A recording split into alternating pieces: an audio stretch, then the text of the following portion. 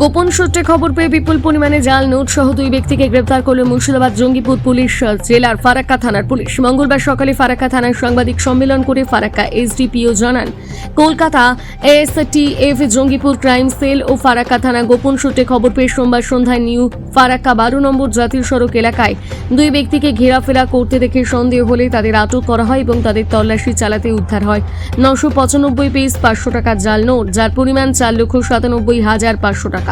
ধৃতরা হল মোহাম্মদ জব্বার, বাড়ি বেঙ্গালুর কর্ণাটক, এবং খালিদ শেখ, বাড়ি সাহেবগঞ্জ ঝাড়খণ্ড।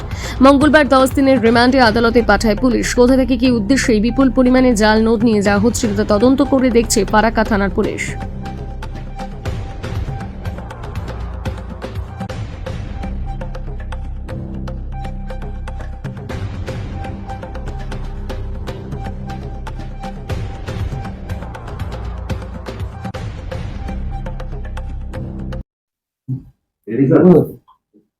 গতকাল সন্ধ্যাবেলায় আমাদের কাছে একটা ইনফরমেশন আসে, Kolkata police STF, Jangipur crime sell এবং ফারাক্কা পিএস এর কাছে ইনফরমেশনটা আসে। তো আমরা সেই মতো রাতের দিকে, রাত 9টার দিকে দুজনকে ডিটেন করি। মোহাম্মদ জাফর, এর বাড়ি ব্যাঙ্গালোর কর্ণাটক, আর খালিদ শেখ, এর বাড়ি সাহেবগঞ্জ ঝাড়খণ্ড। তো এদের কাছ থেকে 995টা ফেক 500 টাকার নোট পাওয়া যায়, যার মূল্য 4,97,500 টাকা। এই পরিমাণ ফেক কারেন্সি তাদের কাছ থেকে পাওয়া যায়। আমরা তাদেরকে অ্যারেস্ট করি এবং আজকে তাদেরকে কোর্টে ফরওয়ার্ড করব 10 দিনের পিসিপিআর সহ।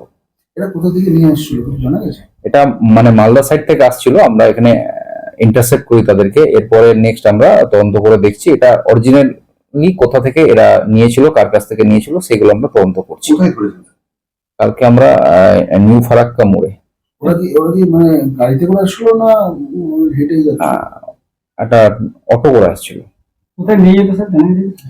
এখনো যেটা পেয়েছি, ব্যাঙ্গালোর থেকে যিনি এসছেন ইনি ব্যাঙ্গালোরে নিয়ে যাচ্ছিলেন। এটা ব্যাঙ্গালোর নিয়ে যাচ্ছে। হ্যাঁ।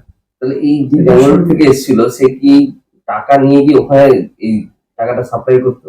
সেরকমই আমরা ইনভেস্টিগেশন করছি যে কি উদ্দেশ্যে এরা নিয়ে যাচ্ছিল, সেটা আমরা ইনভেস্টিগেশন করে দেখি। এর আগে কি এই ব্যবসার সঙ্গে জড়িত ছিল না?